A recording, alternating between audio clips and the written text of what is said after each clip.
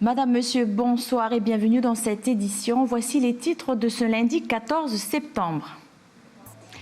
Audition aujourd'hui de la Sofinor pour Korea Zinc et d'un autre candidat à l'agence BIMS au Congrès concernant l'appel d'offres du rachat de l'usine du Sud. La question de financement a été longuement abordée dans les différentes interventions. Le compte rendu dans cette édition.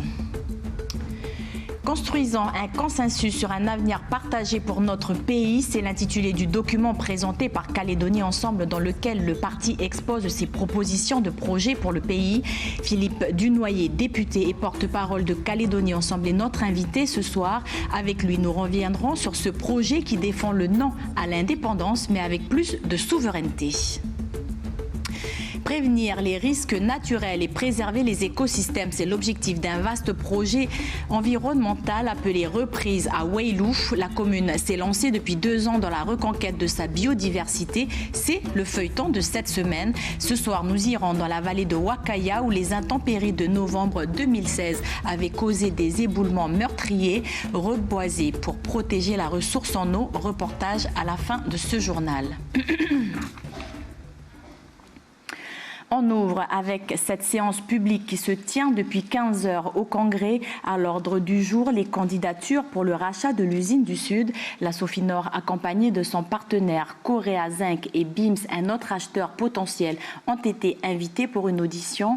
À cet instant, la séance n'est toujours pas terminée. Alors pour les représentants de la Sofinor, il s'agit d'exposer leur plan technique et défendre leur capacité de financement. Audrey Pouedi est en direct du boulevard Vauban. En ce moment même, BIMS expose son projet. Audrey, bonsoir. Alors oui, du coup, Aurélie, nous avons pu suivre le début de séance avec la présentation du projet de la Sofinor. Alors que faut-il retenir à cet instant même ? Alors Aurélie, c'était une séance mouvementée au Congrès qui a débuté avec 1 heure de retard.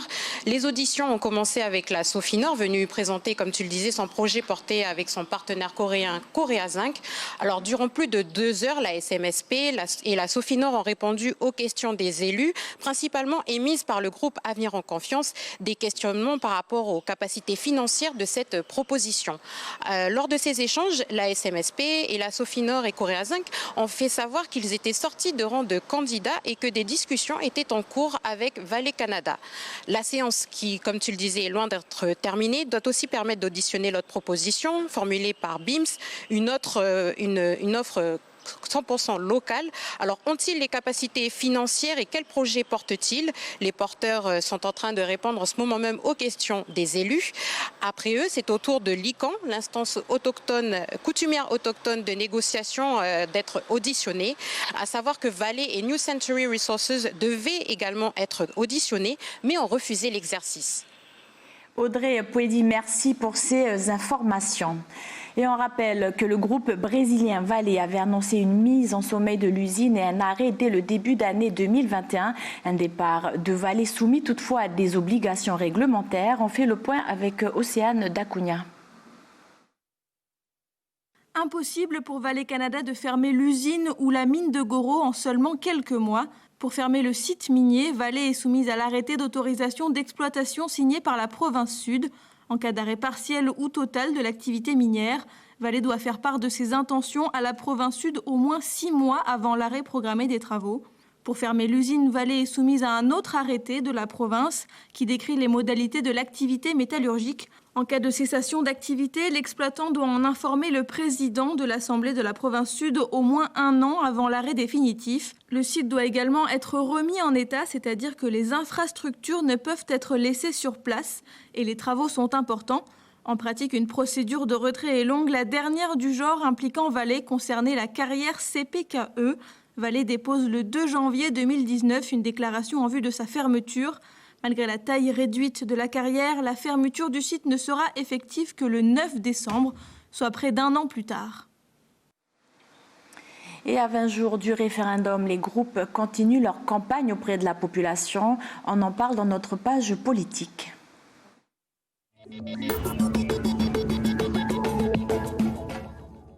Je vous le disais en titre, à moins d'un mois du référendum, Calédonie Ensemble présente sa proposition de projet pour l'après-référendum, un document intitulé « Construisons un consensus sur un avenir partagé pour notre pays ». Dans celui-ci, le parti expose ses réflexions et ses idées pour une nouvelle Calédonie plus souveraine dans la France. Pour en parler, Philippe Dunoyer, député et porte-parole de Calédonie Ensemble. Philippe Dunoyer, bonsoir. Bonsoir. Alors, nous vous avons extirpé de la séance publique du Congrès. Merci d'avoir répondu à notre invitation. Alors, nous vous invitons bien sûr pour parler du projet proposé par votre parti, mais d'abord une réaction sur ce qui vient de se dire sur le Congrès. Alors, est-ce que les explications sur le plan de financement de la Sofinor vous rassurent ? En tout cas, elles sont connues et c'était d'abord le premier objectif qu'on a recherché avec cette séance, c'était d'avoir un peu plus, c'était pas dur, d'informations et de transparence sur un dossier qui est très important, qui concerne bien sûr Valais au premier chef, mais les 3000 salariés, les sous-traitants, les autorités coutumières, les Calédoniens dans leur ensemble. Ils sont tous préoccupés et inquiets de savoir comment cette usine va pouvoir être reprise. Donc, et ça prouve que c'était important puisque en 3 heures, on n'a même pas fini d'écouter, en tout cas d'auditionner tous ceux qui étaient prévus. Donc il y a une demande d'information. Est-ce que la Sofinor vous rassure ? Est-ce que l'explication de la Sofinor vous a rassuré ? Les explications orales qui ont été communiquées et projetées, adossées à un industriel comme Correa Zinc, sont effectivement de même nature à nous rassurer que celles qui peuvent être produites par BIMS. Je ne sais pas, je n'y assiste pas, mais en tout état de cause, ce sont des offres qui sont sérieuses et permettez-moi simplement de dire que l'objectif, quel que soit le repreneur, c'est surtout de ne pas arriver à la situation que vous avez décrite, c'est-à-dire la fermeture de l'usine avec toutes les conséquences que ça aura sur les salariés et les sous-traitants. Il faut absolument trouver un repreneur. Alors, à moins d'un mois du référendum prochain, vous voulez une nouvelle organisation politique à caractère définitif pour permettre, et je cite le projet, la poursuite de notre émancipation. Alors, Calédonie Ensemble est-il favorable à une perspective d'État associé avec la France ? Non. Justement, donc merci de me permettre de l'expliquer. On est favorable au maintien de la Nouvelle-Calédonie dans la République, c'est-à-dire défavorable à la pleine souveraineté ou à un projet d'indépendance association. C'est pas ça qu'on défend. Ce qu'on défend, c'est d'abord le souvenir du chemin qu'on a parcouru tous ensemble depuis 30 ans. C'est très important que les Calédoniens, et ils s'en souviendront, se rappellent que pendant 30 ans, on a travaillé ensemble, on a discuté ensemble, et c'est par le dialogue et par la recherche du consensus qu'on a avancé tous ensemble. Malheureusement, depuis 2 ans, depuis le premier référendum et jusqu'à le prochain référendum du 4 octobre, tout ça est parti en fumée. Il n'y a plus de dialogue, il n'y a plus d'espace de dialogue et même plus de volonté de dialogue entre les partenaires. Donc la première chose que l'on dit, et dans le titre, c'est le sens de consensus, c'est qu'il faut rétablir les espaces de dialogue entre indépendantistes et non-indépendantistes, bien sûr, avec l'État, qui est un partenaire actif, qui doit rejouer son rôle. Il faut retrouver les fils du dialogue et il faut construire un projet qui ne nous projette pas vers un 3e référendum où on va encore s'opposer. Et là, si on revient vraiment sur le statut d'État associé, l'idée serait que l'État viendrait nous aider d'un point de vue financier, d'un point de vue administratif. Qu'est-ce qui pourrait ne pas fonctionner finalement ?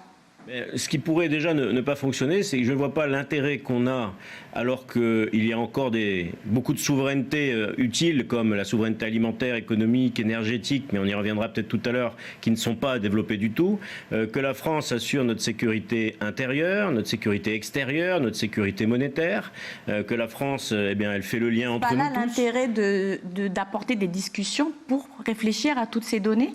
En tout état de cause, nous, on fait campagne pour le non. Il y en a qui font campagne pour le oui. Peu importe, c'est pas nouveau, hein. Ça fait 30 ans, même 40 ans qu'on sait qu'on a des avis divergents. La vraie différence, et c'est ce que nous demandons, depuis 2018, c'est de ne plus organiser des référendums qui nous opposent.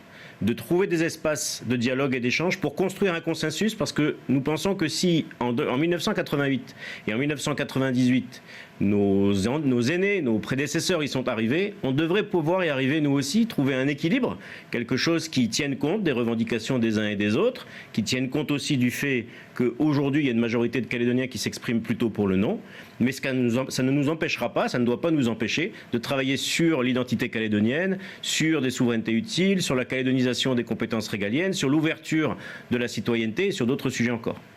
À la différence du Front loyaliste, dans votre projet, vous prenez le dialogue avec les indépendantistes, vous venez de le dire. Alors pourquoi finalement revenir sur le gel du corps électoral?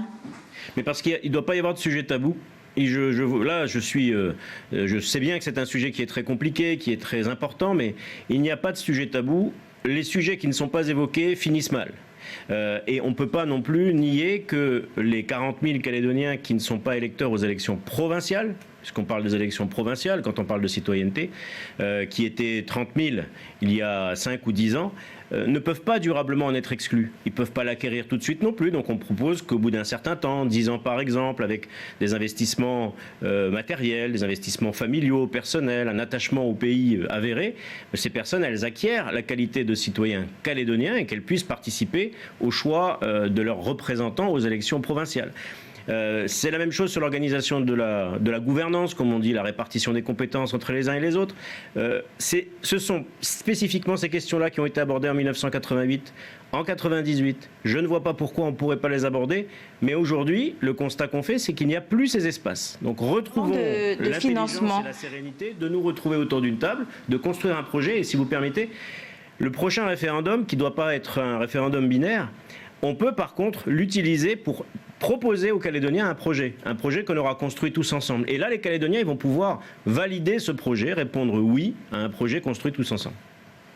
Alors, ce sera la dernière question. Alors, vous proposez notamment une révision du mode de financement des institutions. Pourquoi ? Mais parce qu'il faut aussi pouvoir tirer les enseignements de 30 années. On ne fait pas partie de ceux qui disent 30 années, ça n'a servi à rien, le rééquilibrage est un échec. Pas du tout. Il y a eu énormément de progrès. Mais il y a aussi des choses qui ne sont plus à la hauteur des responsabilités des institutions. Et notamment la répartition, par exemple, la clé de répartition budgétaire, comme on appelle, ou les compétences.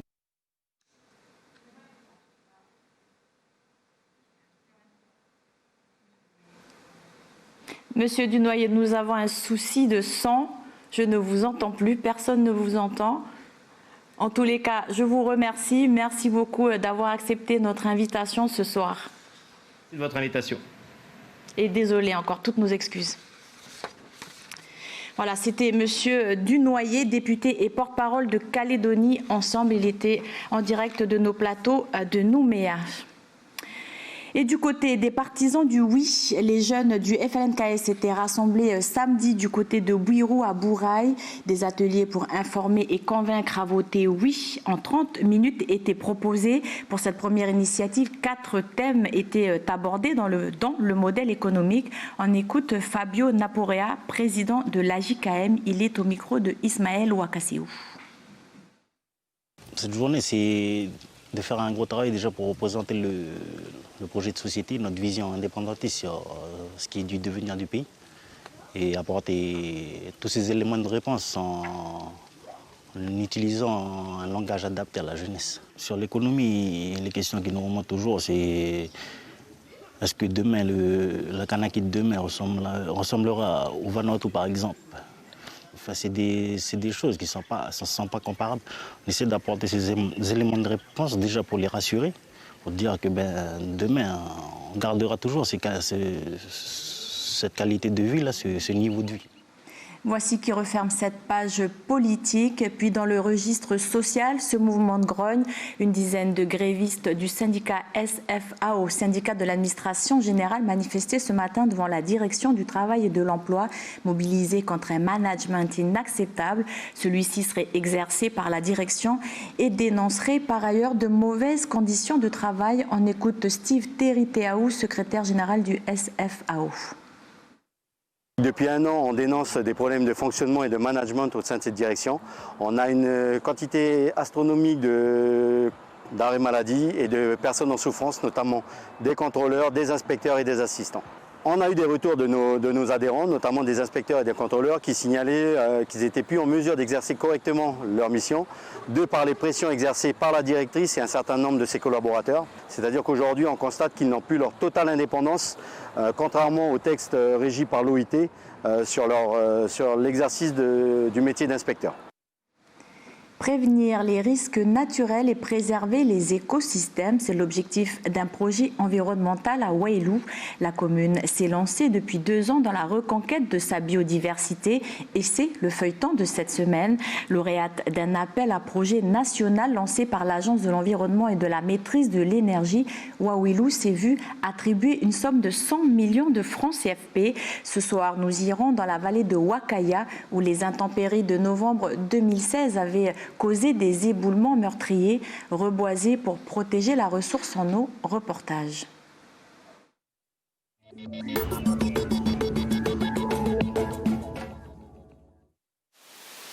Ça fait du bien de voir le truc là couler. Oui, il ne faut pas d'habitude, parce que l'eau du bassin, ils font tout. Ils sont par le tuyau. Nous sommes sur le bassin versant de la tribu de Wakaya. Ici, coule un creek, unique source en eau qui permet d'alimenter la tribu. Et cette source, on n'a pas attendu en plus. Tu peux alimenter le bassin où tu veux. Et là, tu peux alimenter les trucs qui sont vers là-bas. Sur cette montagne, la ressource est soumise à de fortes pressions. Ruissellement, érosion des sols, feu ou encore espèces envahissantes sont les principales menaces. L'eau, c'est la vie, s'il n'y a pas d'eau, pas de vie. C'est le seul creek à nous. C'est après cette eau, personne ne va habiter ici. Depuis quelques mois, la reconquête de la biodiversité est lancée sur Wailou. C'est le projet Reprise pour restauration des écosystèmes pour la prévention des risques et les services. Pour cela, la mairie invite la population à y participer activement. À Wakaya, les jeunes sont chargés du reboisement. Ici, on a fait une campagne d'élimination du pinus sur une dizaine d'hectares. Et maintenant, on passe à la phase de plantation, donc pour ramener des espèces pionnières qui vont pousser rapidement et qui vont permettre à la forêt de se réinstaller sur le bassin. Tu vois les piquets en bambou avec une petite couleur rouge au sommet pour pouvoir bien les repérer. Et quand tu regardes au pied, tu as à chaque fois le plan qui a été mis en terre avec la plaque de paillage. On peut planter tous les carreaux, là, loin du truc. C'est un peu le bord du truc, on va planter les autres arbres. Le fait de planter des arbres, ça va permettre à la ressource en eau d'être améliorée, d'être protégée. Donc à la fois d'améliorer la quantité et la qualité de la ressource en eau. On va planter les deux derniers. Depuis qu'on a éliminé les pinus, les gens de la tribu ont remarqué qu'il y a beaucoup plus d'eau dans le creek. Reboiser, protéger et réguler les espèces invasives, des actions au programme de reprise. Les zones concernées par le projet représentent 1% de la surface de la Nouvelle-Calédonie.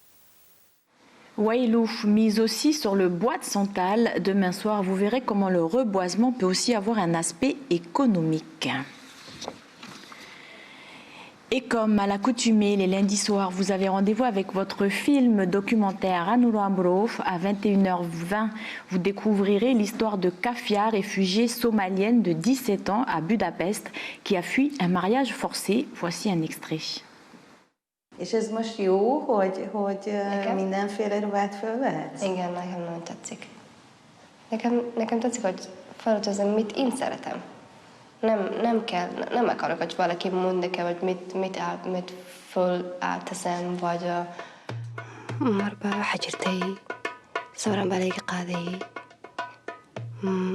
Markaasaa waxay ku dhaheen waxaad u eegtay gabadha la dhaho Iimaan ee modeelada ah. Sidaad ii oran jirtay markaad ira dareemtayna u baahnada quraan ku akhrisaa. Anigoo jirta kaafi kaale hooyo iyo akhri quraanka aan suuradaha ku dul akhrin jiray.